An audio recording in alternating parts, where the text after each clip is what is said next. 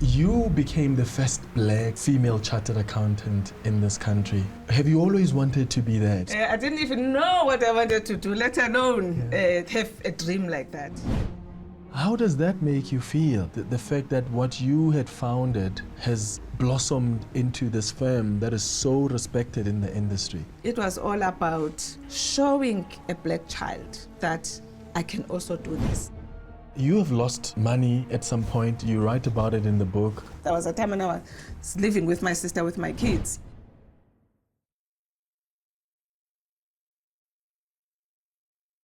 Mam Nonkululeko Gobodo, thank you so much for sitting down with us. Thank you so much, Clement. Yeah, I want us to start off where we are in this country as we have this sit down with you. The country has just voted in our 7th elections. How was that experience for you? Have you voted? Yes, I voted. It was a strange election for me because you've been reflecting on the 30 years and all the hopes that you had in 1994. You know, as a black person, I thought that my life, was going to change. The lives of many other black people would change. And so we've been doing a lot of reflection and thinking, who am I gonna vote for? And the hopes that those people that I put my confidence in will move the country forward. It's sort of a sad one for me, in the sense that you're trying to have that hope, but it's not really there because of where the country is right now. Yes. And this hope that leaders would also, appreciate where we are. All the good things that we accomplished in the 30 years. A lot of South Africans were really confused during these elections, in 2024, because they just felt there are not enough options. So if you don't want to give the governing party another opportunity, where do you even go? And I remember there was a new kid in the block that came through, Change Starts Now, who then even brought you in to come be with them. And a lot of people were like, oh wow. And I remember reading your explanation why you were joining the political party. You said you don't want to sit back. You wanted to be active to make your own difference. Change Starts Now didn't end up contesting elections. How was that experience for you, especially deciding that actually I'm going to enter this space because I feel this is where I can also contribute in changing this country? Yeah, I just got tired of sitting back and watching and hoping and hoping and hoping. And I suppose as we're going towards 2024, more and more you felt that hope was waning and waning and waning. And you can shout from your couch and shout, but I just felt that whatever little difference I can make, it doesn't matter how small, at least I'll live with myself, I'll feel comfortable, which is why I took this plunge. But unfortunately, the odds were really just against us in terms of the timing. We came too late, and I loved everything that we were planning, in terms of the what we hoped for the country.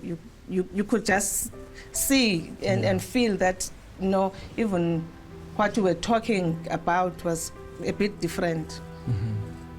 So I was very sad when it didn't work out. Yeah, you mourn, you are depressed, but eventually you just have to accept it, which is why voting this time around was even more difficult for me. Yeah. So a lot of people know you as a powerhouse, but one thing I've enjoyed about your story is the background story.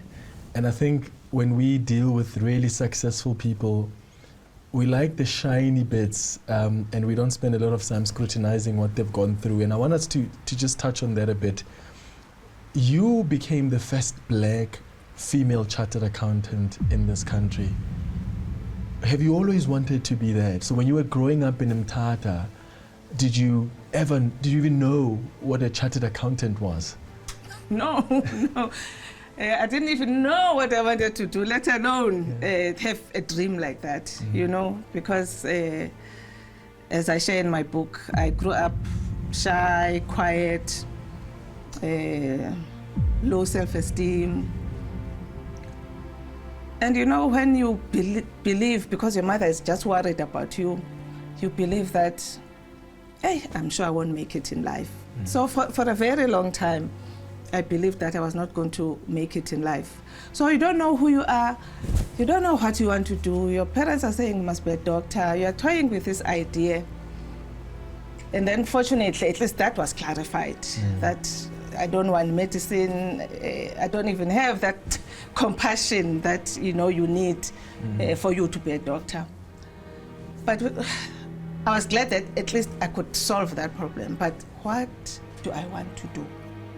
First of all, I don't know who I am.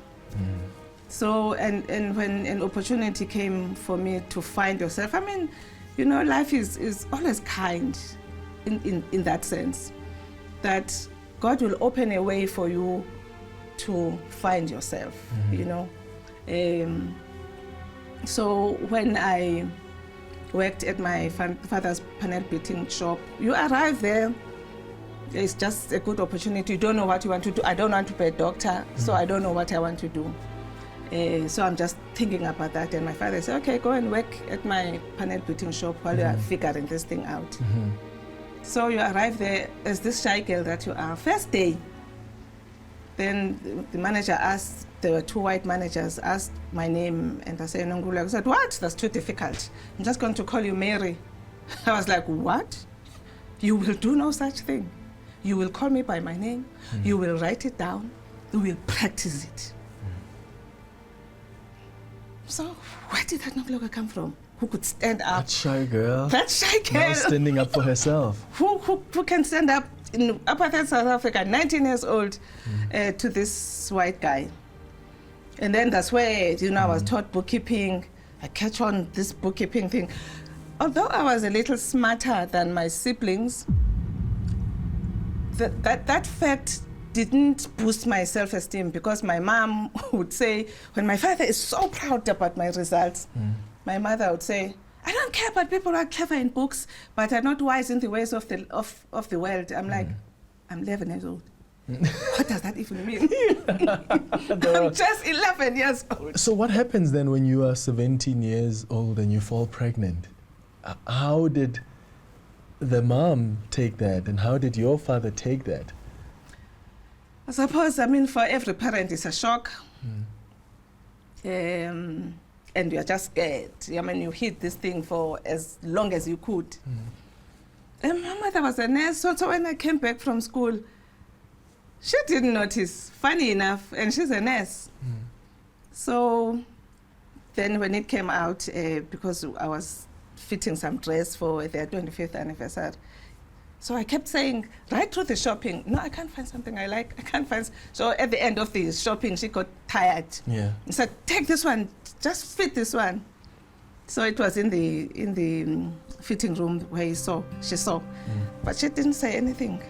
But the whole mood changed. But you know, my parents were very strong. I think they sobered up very quickly and realized that we're not gonna have an illegitimate child. So she'll just have to get married. I mean, at that age, you're like, you're 17, you're in grade 11. You're like, yeah, okay, as long as this thing is solved. I think at 17, you don't think deeply. First of all, you're not thinking marriage, you don't even know what you want. You just have this huge problem, and if that's the solution, then at least it goes away, and everybody then was just excited about the new coming baby and all of that. But of course, I never knew about the chartered accountancy. I got exposed to it when I was at the panel beating shop.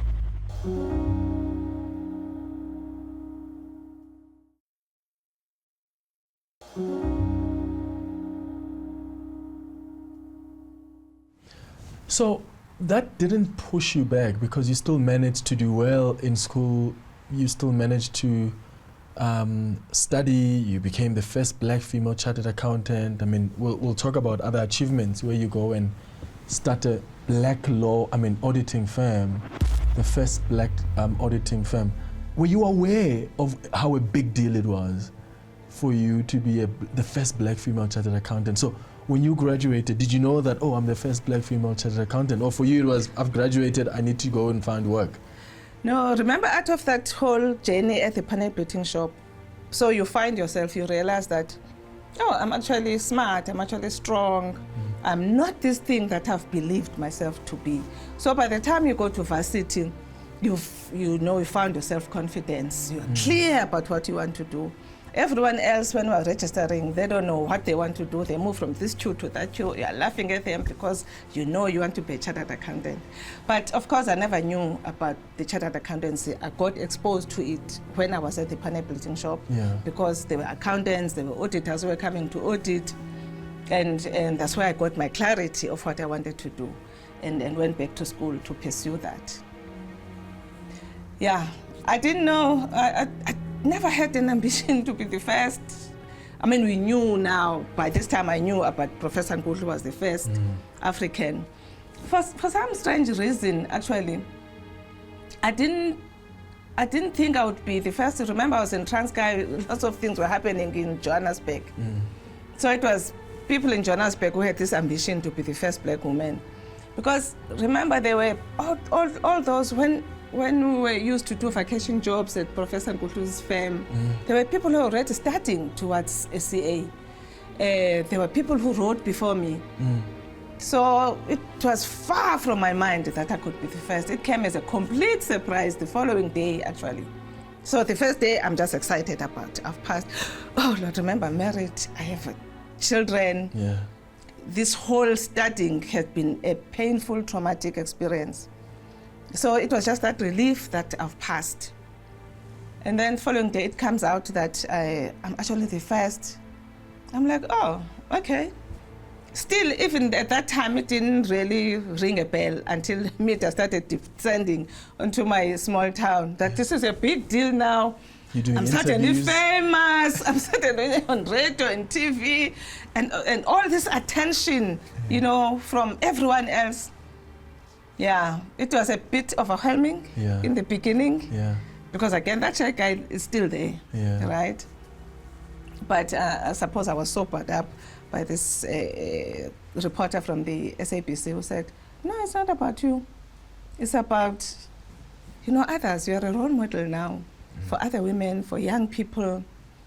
And that's really sobered me up. I realized, I have a huge responsibility. I have to succeed, not just for myself, and for those that are looking up to me now. Yeah. So when you started your own firm, how did that feel like? Because here you are as the successful woman with children. At the time, were you divorced or were you still married but facing challenges in the marriage? What was the experience then in raising the kids while also trying to build this career with the pressure of the first black female chartered accountant? So you need to handle this, but also you've got these other responsibilities in your family. Yeah. You know, when you decide to be a career woman, when you are married and with, especially back then, you know, we didn't have the sort of consciousness that we have now around gender equality. We're still far, but at least now there's a consciousness. So you were still trying to be this superwoman who is the traditional wife, but you were ambitious as well, right? And but I made a very clear choice that I'm going to focus on my career. And so children were suffering. Because remember, you're growing, you start small, and then you grow. As you grow, the demands on you also grow. And you have to rely on your mother. At least my parents were still alive. You have to rely on your parents, leave your children with your parents at times, for long periods of time, sometimes. And so that was actually very difficult. I think that's why at some point, so even when I started the practice, I was still married. And the pressure, remember, you are sitting in the office at 7 o'clock on a Saturday, and the family is calling, when are you coming home? When are you coming home? You're like, okay, I'm just finishing this, because we have a deadline. I'm just finishing up this. You feel very guilty. But again, that ambition is just pushing you.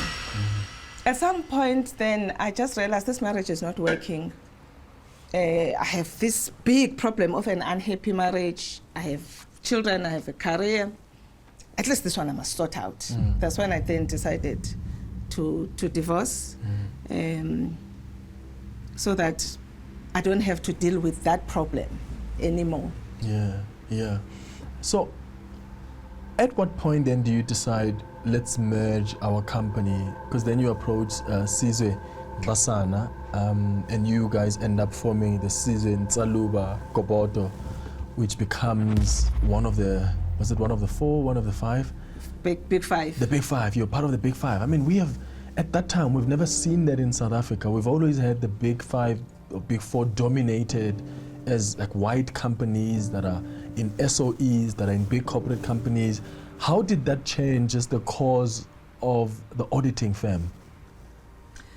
The first stage of transformation happened in 1996 when Stella Sitau, who was the Minister of Public Enterprises, had this really great vision of using the SOEs to empower black professionals. That's when our lives changed from small companies. At that time, I had 2 offices in the Eastern Cape.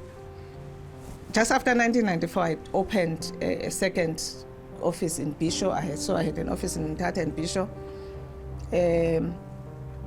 I saw that this new democracy was going to open opportunities for us. So we're sort of preparing yourself for that when I opened that second office. And then this opportunity came of Stella Sitau. Because we're knocking on doors, no one was taking us seriously. A small little firm owned by black women and a black guy. So then at that time, that's when we started to come together so that we could be able to do the Transnet audit jointly with the Big Four. So we formed what was called APF, which was a consortium of all these small firms, right? Did they not trust you guys to do the work on your own? No, we're always told that we don't have capacity. This suspicion around, will black people do this? Are they able to do this? We lived, with that. But we're able to come together. We still, kept our separate firms. But the magic that happened at that time was that there were 8 firms that were in this consortium, and they started to be like mergers among ourselves, right? People merged. But long story, my attempts at merging with others didn't work out, but I was like, I'm not giving up on my dreams. I'm still going to pursue my dream. And so that's when I did it the hard way, because I had to find young professionals to start this thing from scratch, this medium-sized black accounting firm that I had always dreamed about. So by the time then the Sizwe Nsaluba Gobodo merger came, we had been going on for 15 years. We had been running these medium-sized accounting firms. We were sort of successful, even comfortable, I think, until we had new pressures where the Big Four were now BE compliant. They were not sort of forced to do joint audits with us. And so we're seeing a trend of now suddenly, instead of being a 50-50 partner who would be brought in as a subcontractor, given 20%, we're like, all that we've worked for these 15 years is just going to go down the drain if you don't do something drastic. That's when I then approached my colleagues to say, we have to do something, and merging our firms would answer this issue of we don't have capacity. We cannot be trusted with something big. it was a bit of a struggle for my colleagues because we're already comfortable, we're successful. And as you imagine, we've had our own challenges, our fights in business and all of that. You're like, I mean, if we start something new, what if we fight and we destroy what we've achieved? It was a big decision. And also, I mean, measures are so complex because you're also bringing in together two different work cultures, Exactly. two different leadership styles. And also the big question also becomes, who becomes the CEO? Yeah, don't tell me about that. It was all about showing a black child that I can also do this.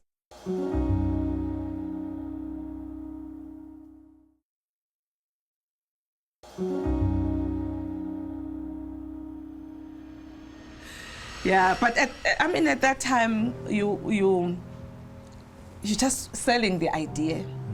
And then when people bought into that idea, because I was talking to several firms, but fortunately it was ourselves and Sizwe Ntaluba who became serious about the talks. So that whole challenge of negotiations, deal breakers, and then, wow, we suddenly sign on the dotted line. And then all the challenges now of integration start, of course. That question, who's going to be CEO? Who's going to give up being head of this? And the name. Yeah, the name. Yeah. Is it Gobodo Ntaluba? Yeah, Is it Sizwe that was Ntaluba? a deal breaker. Yeah. But, when we're grappling with this, and Sizwe guys were sort of younger, and they wanted their full name in front. And my partners were saying, but Unongu is the only founder who's around. Her name should be first. So, you become a wise leader at that point, and you have to focus on the vision. Because it was a real deal breaker. So I woke up one day, we were doing research about who has a better market position and things like that. And I woke up one day and I was like, let's just stop this whole nonsense. And I called everybody and I said, the name of this company is Sizwe Ntaluba Gobodo. Yes, because the vision is bigger than me, really. Yeah. This firm is still around today. Exactly. How does that make you feel? The fact that what you had founded back in the day in the Eastern Cape, where the work really began, has blossomed into this firm that is so respected in the industry. Yeah, that is really heartwarming because, for me, it was all about legacy. It was all about showing a black child that I can also do this. I remember during the integration, it was, we had never done anything like this. It was the biggest thing we had ever done. And it was a lot of work. Emotionally, all those culture issues that were springing up, having to position this firm, wondering whether the market is ready for a big black firm, and just taking these big decisions of, the first big decision was, of course, going on our own in terms of these tenders, because we always used to do them jointly with the Big Four. So when you took that decision, everybody was so scared, because what if the market is not ready? And as a leader, you just have to stand firm and say what we wanted was to do big things on our own. If we don't take this chance now, we'll forever be playing second fiddle to the Big Four, in the fringes of our own economy. We just felt that as black accountants, we also deserve to play a significant role in the profession and the economy. When you take this sort of risk, you want a legacy. You want to even convince yourself, because you've been told so many times that you are nothing, you are not capable, you are inferior. And you sort of, at some level believe this. So you had to challenge even those limiting beliefs that we had. And so when it was hard and people were exhausted, and we had all these, offers of merging with the Big Four and things like that, they just want to take you out, really, to be honest. And swallow you. And swallow you, yes. Because we became a bigger challenge now that they never expected from a black firm. We were really eating their lunch. So I was like, no, guys, remember, we want to leave a legacy. We want black children to know that they can also do this. Because remember, people became chartered accountants because they saw this role model in Professor Nkulu and myself. So I knew from that experience the kind of impact your success has on others. And indeed, the fact that it's still there, that legacy is still going on. We are contributing to the pipeline of producing chartered accountants. When people said we couldn't be chartered accountants, we are now producing them. We are producing them in numbers. Yeah, just changing the country, really. Yeah, and I suppose that's one of the things to celebrate about 30 years of democracy. The fact that this democracy birthed so many opportunities for you that led you to birthing many other opportunities for other people. Yes. So when you reflect on 30 years of our democracy, how you've been impacted personally by the new dawn of democracy, how do you reflect now when you look back 30 years ago? You remember growing up as a little girl, and sort of your destiny was predetermined, and as I said, fortunately, my parents, had this big belief that education could change anybody's life. But still, you are never going to make it big, right? You never even believed you could make it big. First of all, we never even believed it was possible to find freedom. Although our leaders were fighting, deep down we thought they will never succeed. How are you ever going to succeed against this powerful government and these powerful white people? And I remember I was working at the Transkei Development Corporation when that big announcement from FW de Klerk came. So people were, come, someone had a radio. Come, something big is happening. So we all huddled around this radio and we hear this announcement, Mandela is being released. We're like, what? And then boom, boom, boom, boom, boom. We get to 1994, we are voting, standing in that queue for the first time, feeling like a citizen in your own country for the first time. The jubilation in this queue, we're going to, determine our own destiny. We're going to, all these great hopes of what was going to happen, how our lives were going to change. And of course, our lives did change not for the majority, but for at least some people. And we're able to do all the things that we've spoken about today, which were not possible before. Yeah. But as I reflect now, I suppose we were naive at that time. And even when, other Africans were telling us from the rest of the continent that, yeah, you can celebrate, it's still, a honeymoon, wait until, we also were where you are today. But we're like, no, that's not going to happen to South Africa. We've learned the lessons from the rest of the continent and so on.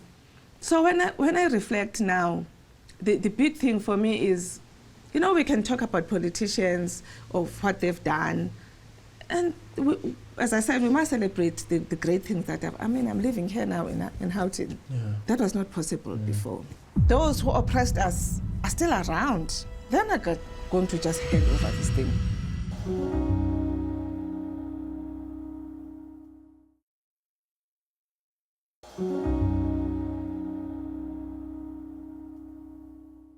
Things they can start small, but they have to grow. But right now, we're taking steps backwards instead of growing. Why do you think we've been taking a few steps backwards? Is it the issue of leadership? Why in the last 30 years have we, because as you say, a lot has been done, but there's still so many people whose lives are not completely changed. What do you think that the challenge has been in the last 30 years? I mean, the first thing, I suppose, is the xesha lokutya, you know. We've been excluded for so long. It's our time. It's our time to eat. And the danger of that is that then you're not focusing on building and growing, you know, because those ones who are outside, there is no way they will come into the fold unless there's growth, unless there's a focus on building and a focused strategic building that is led by strong leadership, because we still have the past to deal with. Those who oppressed us are still around. They're not going to just hand over this thing to you, because we hope that they would open the economy for others. Maybe that was what was negotiated, because forgive, as black people, will open the economy. But of course, I mean, self-interest comes in. So you need that strong leaders who are focused on building. And unfortunately, that was not the case. It was all about do you have suspicion as well, like other South Africans have, about what happened during the negotiations? Did we compromise a lot? You know, I'm just such a practical person. We suspected that, of course, we compromised a lot, right? But for me, it was a practical thing of we need them to open the economy, right? We need them to train our people. We need them skills transfer, all of those things.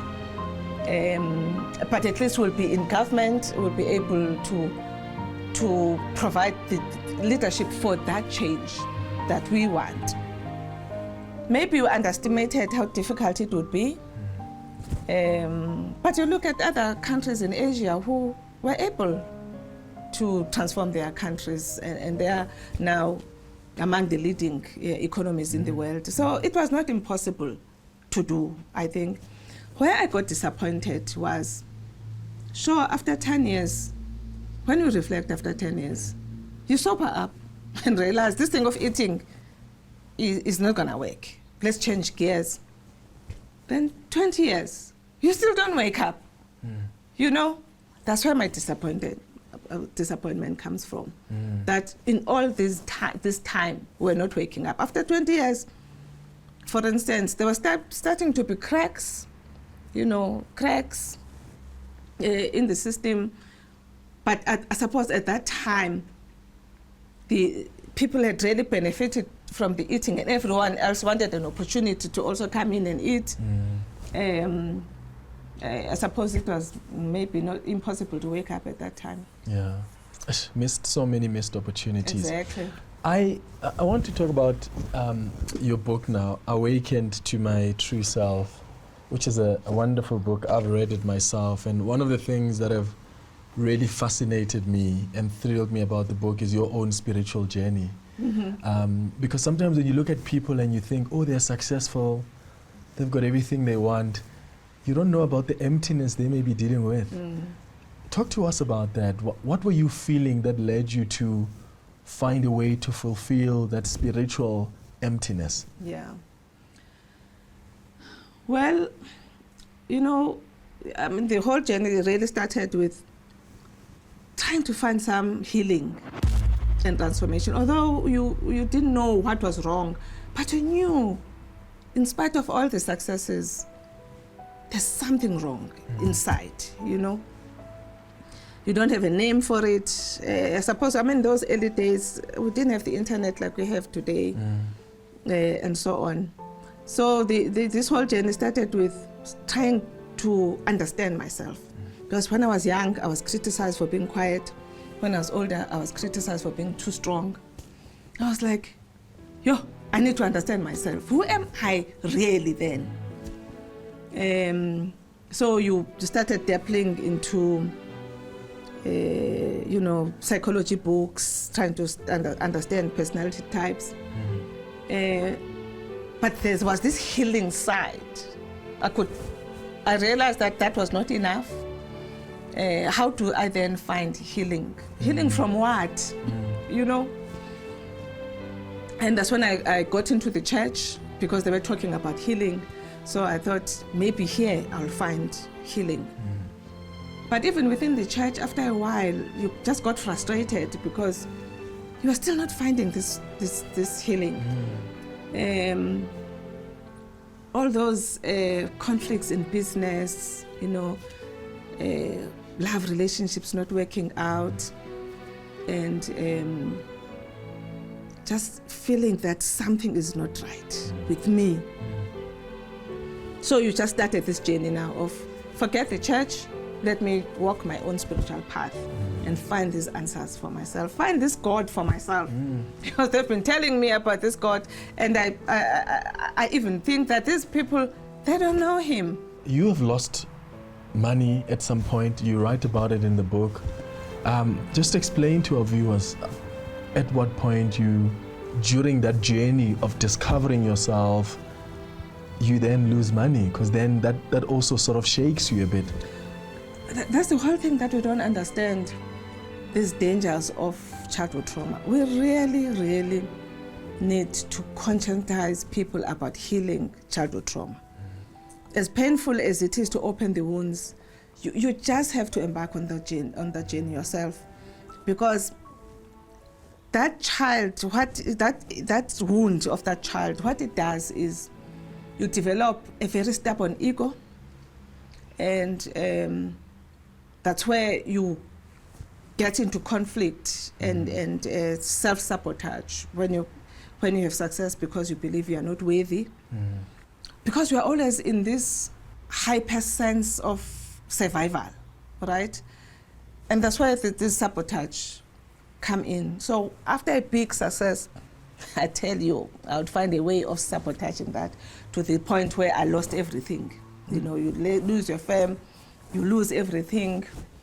You're homeless, actually. Homeless, because there was a time when I was living with my sister, with my kids. Sure. To those levels. And you go through that pain until you get tired of suffering, and you just have to find a solution, and you find yourself again. So you sort of lose yourself, right, during those times. Then you sort of wake up and find yourself. And what I found from that experience is that the real you is always there. When you try to find the real you just wake up, and Nonkululeko, comes back, who's able to plan big things and do something bigger than before. So you have to heal that wound. Yeah. Or you are going to forever be attracting the wrong partners in terms of love relationship, fighting with your boss and losing your job, and therefore going through a financial crisis because of that. People, they think it's normal. It's not normal to go through things like that. So we have to conscientize people around trauma. Because remember, you start with that childhood trauma, you just attract brokenness everywhere from that initial childhood trauma. Yeah. What are your reflections on our race relations? Because one of the things you also reflect on in the book, and it's things you are doing in talks, creating dialogues where black and white people can have honest conversations. What are your reflections of our race relations 30 years into our democracy? We've come a long way. We have to acknowledge that, right? But unfortunately, when things are not properly dealt with, you're still trying to navigate race relationships, equality, when there are layers and layers and layers that have not been dealt with. You can start with a small shop and then have a chain of shops. It's not a difficult thing to do. Black people can do it. We're just as smart as everybody else.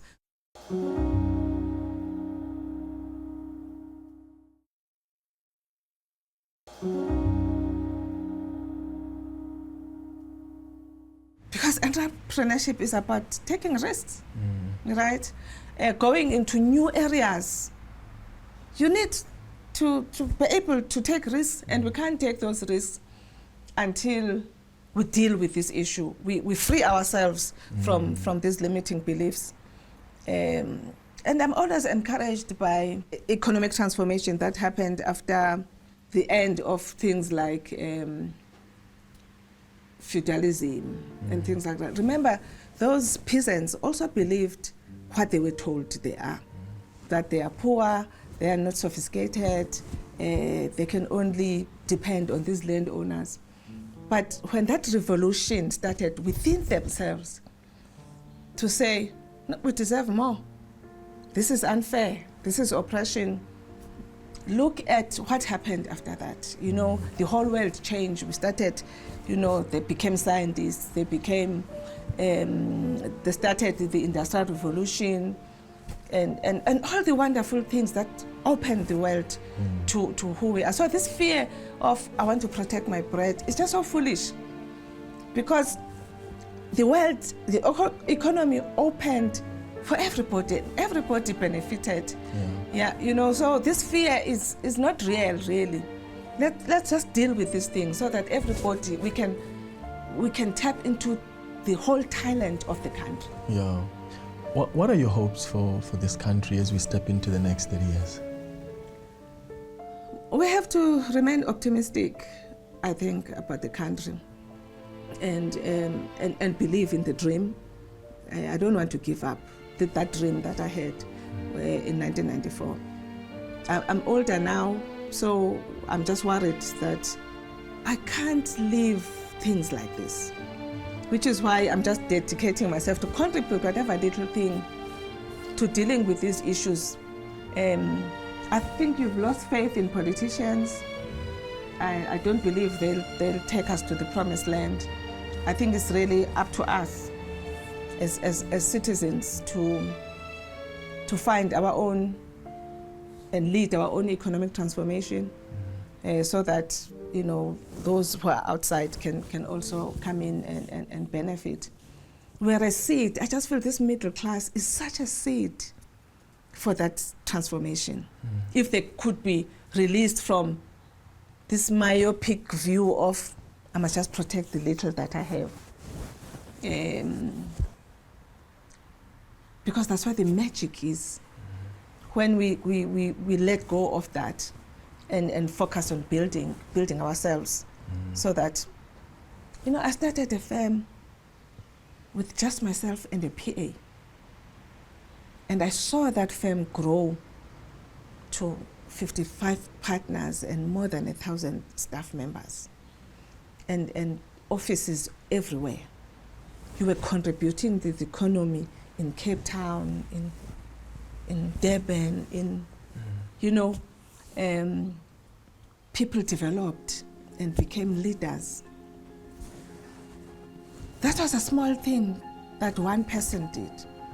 Can you imagine if this middle class, more and more of us, because even those who have amassed wealth, and you think that now we have capital, so why are we not moving to do big things?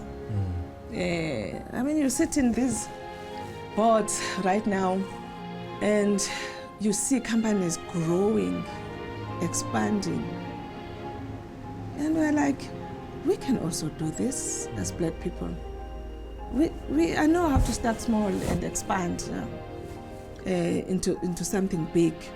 We can start with a small shop and then have a chain of shops. It's not a difficult thing to do.